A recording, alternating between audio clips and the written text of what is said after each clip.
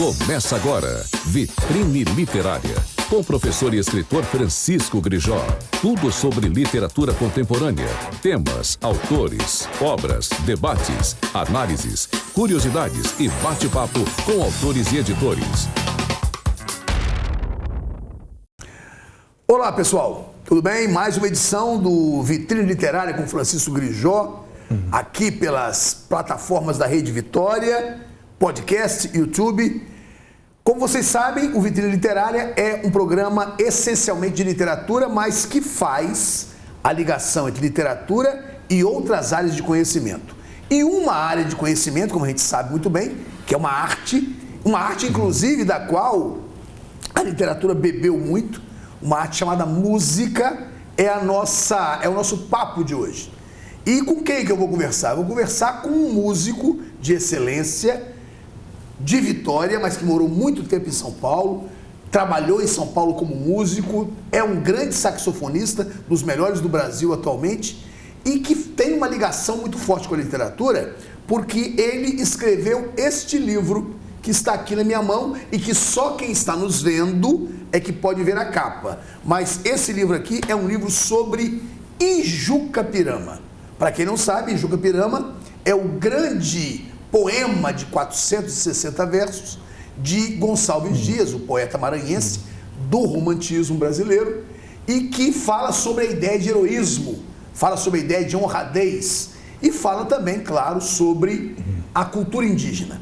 Mas quem é essa figura que é músico, mas que fala sobre literatura? Está aqui do meu lado, Marcelo Coelho, meu querido amigo, um grande saxofonista, um grande músico, que desenvolveu um trabalho muito especial, né, Marcelo? Sobre música ligada à metrificação, e você utilizou Ijuca Pirama. Conta pra gente um pouco que trabalho que é esse. Parece muito fácil quando a gente olha, você chegou, é músico, metrificação, Ijuca Pirama, mas isso levou muito tempo para eu chegar nesse projeto. Então, muito tempo é o seguinte, esse é um resultado de um doutorado. Mas esse doutorado, que normalmente dura um período de 4 anos, ele durou uns 10 anos. Porque logo no início, eu comecei a me interessar muito pelo evento do ritmo da música. Muito por conta de um professor que eu tive na Unicamp, chamado Gramani, que eu me tornei, inclusive, uma referência do conteúdo dele. Ele criou um jeito de pensar o ritmo, não que fosse novo, mas ninguém havia pensado da maneira que ele pensou. E ele criou isso e ele dava essa aula na Unicamp de uma maneira muito empírica. O pensamento era um pensamento muito matemático, do jeito que ele desenvolveu seus exercícios rítmicos, mas ele não explicou. Aí ele fez isso de maneira empírica. Então a gente ficava tentando resolver aqueles exercícios rítmicos complexos.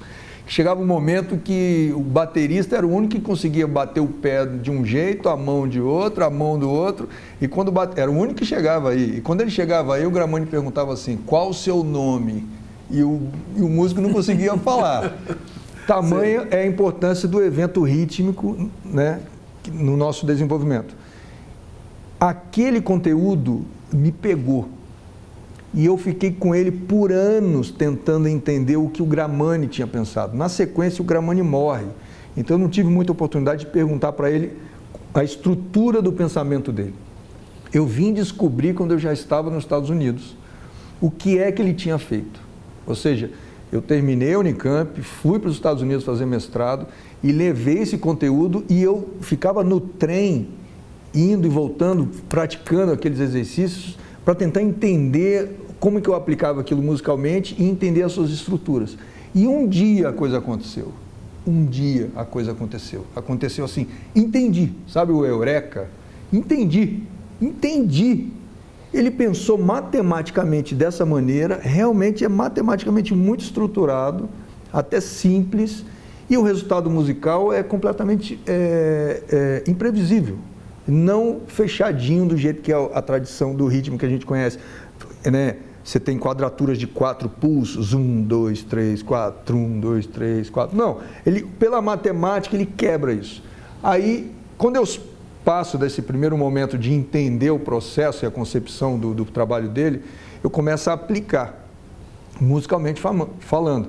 E é lá nos Estados Unidos que eu faço experimentações musicais com Garota de Ipanema, com algumas coisas assim, que tomam um outro sentido e chama muita atenção da faculdade de música lá, dos professores, sobretudo.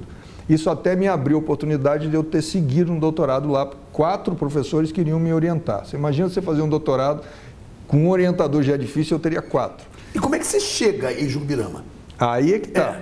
Nessa, eu decido voltar ao Brasil e não fazer o doutorado lá. Mas foi lá, assistindo a um concerto de Big Band de um colega, né, de faculdade, que ele escreveu Nárnia, a história Nárnia, que ele escreveu para Big Band. Ele pega um texto literário e usa para Big Band. E eu assisto aquilo e fico encantado. Eu falei, já sei como é que eu vou fazer o doutorado. Eu vou escrever uma peça, uma suíte, baseada em alguma história, usando... A diferença entre eu e ele é que eu ia usar um elemento rítmico novo. Ele não, ele fez lá a interpretação do poema e escreveu uma música, uma trilha sonora. E eu falei, não, eu tenho que usar o Gramani. Mas só que aí eu tive um impasse. O meu problema é, ok, esse é o meu projeto de doutorado. Então eu voltei ao Brasil, depois de 4 anos lá, meu doutorado era, eu vou escrever uma peça, né, uma obra, uma suíte em não sei quantos movimentos, baseado numa obra literária e usando o Gramani. O meu orientador na época falou, ok, como você vai fazer isso? Eu falei, por isso que eu entrei no doutorado, eu vou ter que descobrir no caminho. Para eu chegar no Jurupirama, eu fui lendo vários poemas. Eu li de várias correntes, várias estéticas literárias. Exatamente. E eu não achava... Algumas modernas, algumas... Eu não consigo lembrar todos agora, mas algumas mais modernas, mas eu comecei a buscar umas mais antigas, porque... Século XIX? Século XIX, mas o meu olhar era, eu preciso de alguma coisa imagética, cinematográfica. Certo. Era isso que eu estava imaginando. Porque Nárnia é cinematográfico, né? Exatamente. E essa era a minha referência. E aí eu tenho alguma dificuldade em encontrar, até que eu não sei como eu cheguei no Jurupirama. Mas eu demorei para entender. Eu acho que foi uma leitura de um resumo do Ijuca e uma memória de escola, da história do índio, aquela coisa... Porque no texto, no primeiro momento, eu não capto o tamanho da dimensão imagética do cenário, das cenas. Eu não consigo captar. E aí eu falei, não, mas essa história é uma história do índio. Eu falei, peraí, mas é isso aí, é Brasil. Eu comecei a intuir uma coisa mais brasileira, da história indianista, aquela coisa. Eu falei, então vai ser isso aqui. Bom, mas aí eu tinha um outro problema. Como é que eu vou juntar Gramani, que pensa sobre ritmo, e a história? Aí eu falei, pode ser que eu crie uma coisa que não faça nenhum sentido. Porque em Jurupirama um poema narrativo, né? Ele é contado por um timbira, ele é contado por um índio timbira, um vencedor, que conta a história de um índio tupi que é heróico, né?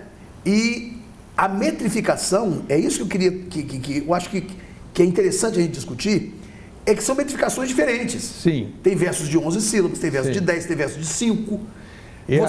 Você misturou tudo? Não. Como é que você fez? Aí o que aconteceu? Quando eu defini que era Jurupirama, eu cheguei de fato na gênese do problema e ao mesmo tempo o que seria o doutorado, que é a solução que eu encontrei depois. Como é que eu vou pegar e conseguir fazer de uma maneira... uma sinergia entre a música e esse poema, sem ser uma interpretação minha do tipo, leia o poema e depois toca o acorde e tal. Não é isso. Eu queria que a música viesse de dentro do poema. E eu tinha uma dificuldade. Até que eu vou passar um feriado, eu morava em São Paulo, passo um feriado num hotel em São Roque, que é uma cidade ali no interior de São Paulo, e eu conheço... que estava no mesmo evento, no mesmo hotel, o Luiz Giron, que é um crítico, um jornalista muito conhecido, um crítico cultural muito importante, tudo. E ele estava fazendo o doutorado dele sobre Gonçalves Dias enquanto crítico de música. Sim. E a gente andando no cafezal, ele com a esposa, todo mundo, era um passeio que eles faziam lá no hotel. A gente até se distraiu do passeio porque eu não pude acreditar que ele fazia um doutorado sobre o Gonçalves Dias. E ele não conseguiu acreditar que eu fazia um trabalho em que eu faria a música em cima do Juca Pirama do Gonçalves Dias. E ele me disse, Marcelo, o Gonçalves Dias, eu não sabia se o Gonçalves Dias sabia música. Ele falou assim, o Gonçalves Dias sabia música, porque eu sou crítico de música e o meu doutorado é em cima do Gonçalves Dias, que fazia crítica de música, mas ele mudava de nome porque ele achava que essa era uma função menor. Era uma coisa boba. Então ele usava outro pseudônimo no jornal para assinar críticas, porque ele não queria assinar ele, Gonçalves Dias, como um crítico de uma ópera. Eu achava aquilo pouco. Aí eu falei, então ele sabia música? Sabia. Eu falei, então você resolveu o meu problema. Qual? Eu desconfiava que ele sabia música porque na leitura do texto dele, na métrica, é muito musical. Muito, sim. Então, mas aí... A métrica é música. Sim, né? Mas eu estava entrando nesse mundo. Porque quando eu pego no primeiro canto, o canto 1, que é o canto em que ele narra uma tribo em festa. Isso. Você não sabe direito a razão da tribo. Você sabe que tem uma tribo em festa e ele escreve assim, para o meu ouvido. Quando eu li assim, no meio das tábuas de amenos verdores, cercados de troncos cobertos de flores, salteiam-se os tetos da altiva nação. Até que eu, nessa pesquisa, eu consigo entender que a leitura não deveria ser assim. A leitura deveria ser no meio das tábuas, respeitando as sílabas tônicas e as outras sílabas átonas, no meio das tábuas de amenos verdores, cercados de troncos cobertos de flores, salteiam-se os tetos da altiva nação. Eu comecei a ler aquilo e era sempre esse mesmo ritmo, essa mesma métrica. Quando eu tiro, é aí que foi onde o Girome respondeu a pergunta, quando eu tiro a parte das palavras, eu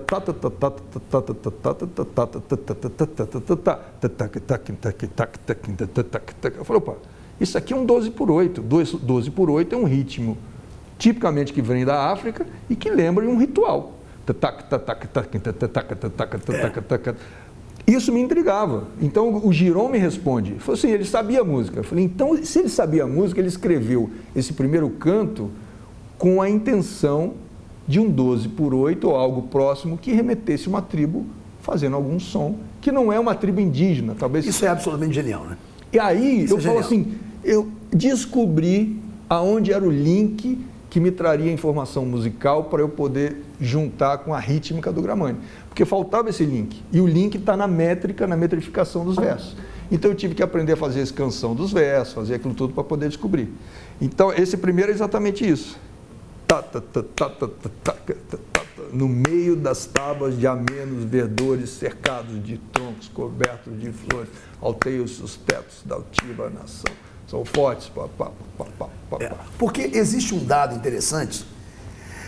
A literatura vem da música. A música, ela vem primeiro. Ela vem o som, a melodia, né? A melodia, ela é anterior às palavras. Uhum. E na literatura, muitos elementos geram a musicalidade. A rima gera musicalidade, né? O eco gera musicalidade, a aliteração gera musicalidade, a assonância, que é a repetição de vogais, a aliteração, que é a repetição de consoantes.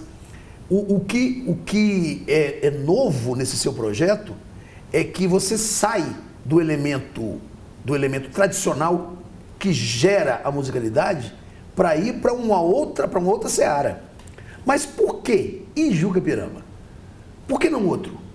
Por que aquele texto específico, Marcelo? Porque é a questão imagética.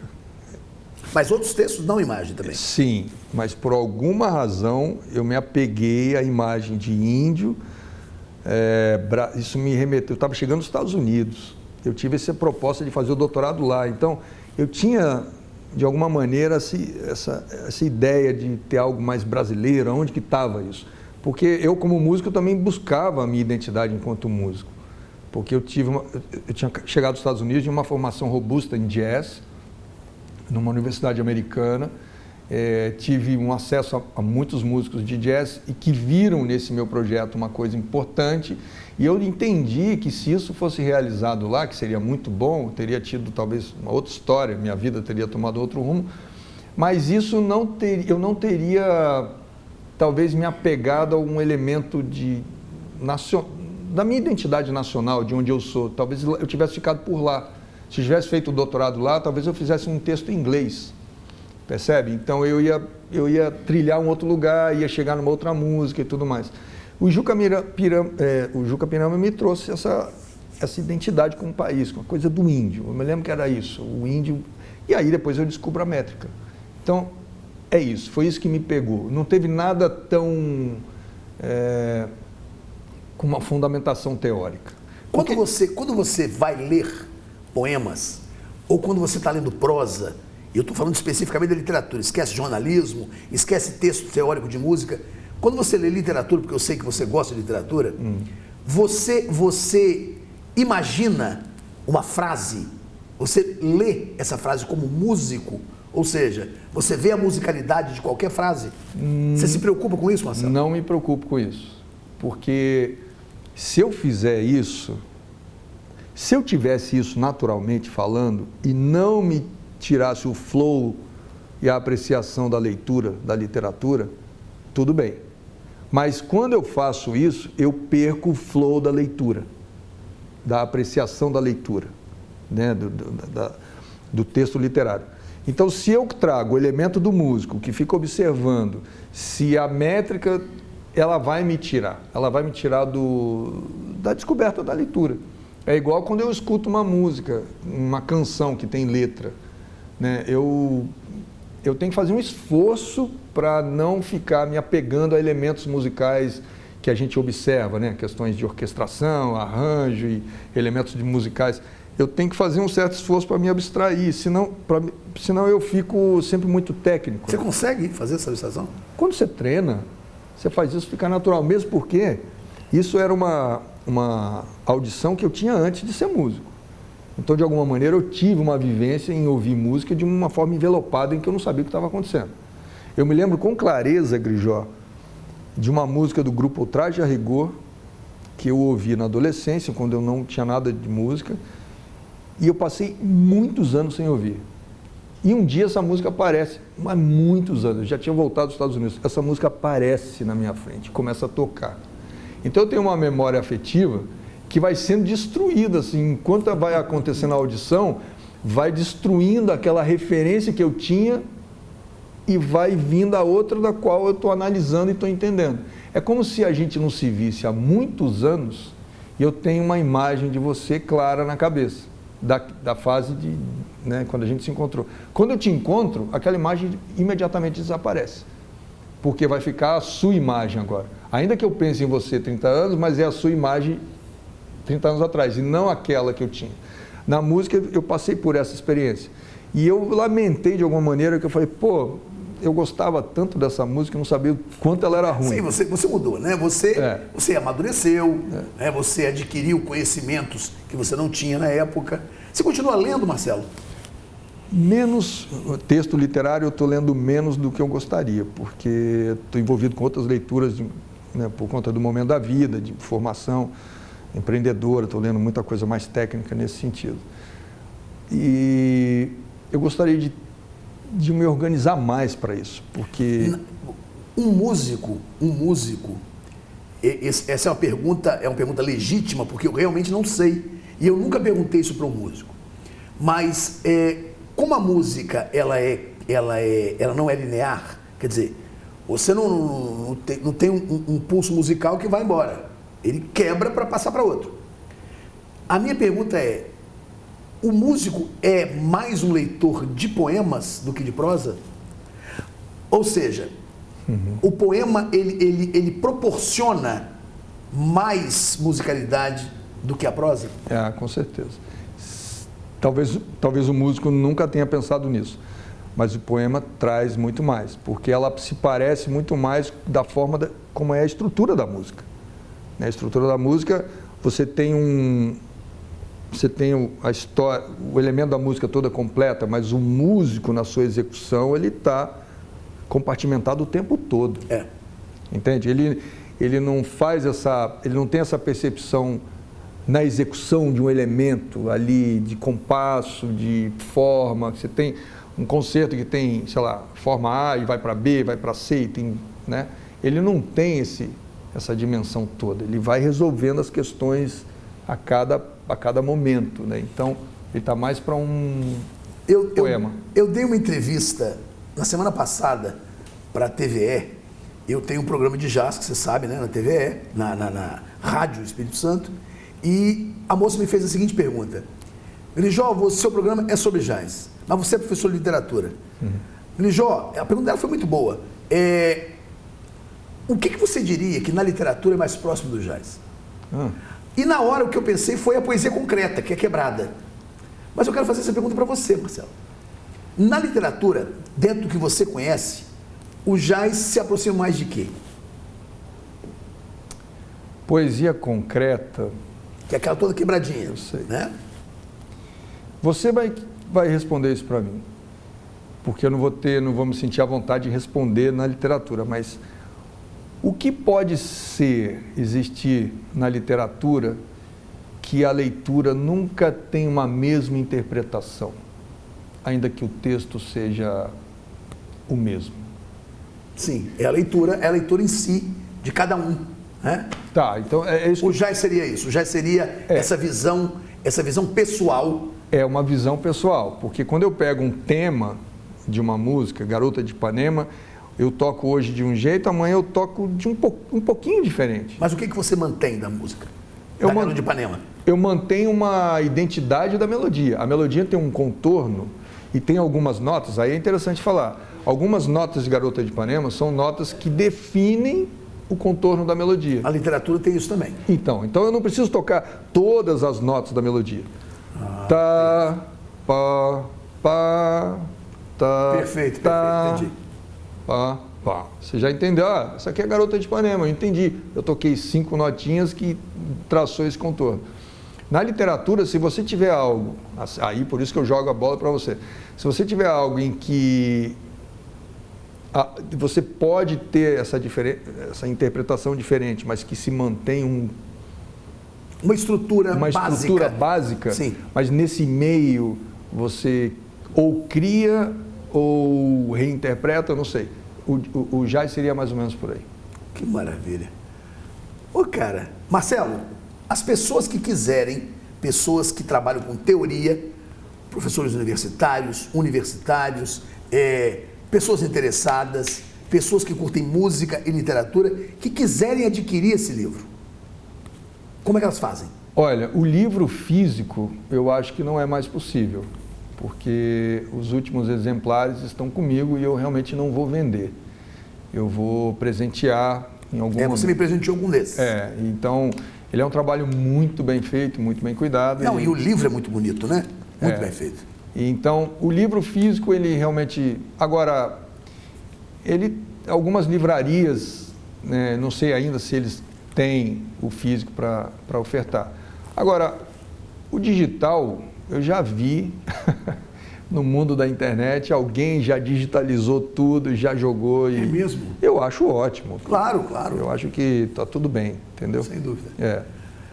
Pessoal, espero que vocês tenham curtido esse papo musical e literário com Marcelo Coelho, que já está convidado a retornar aqui para a gente conversar mais. Claro.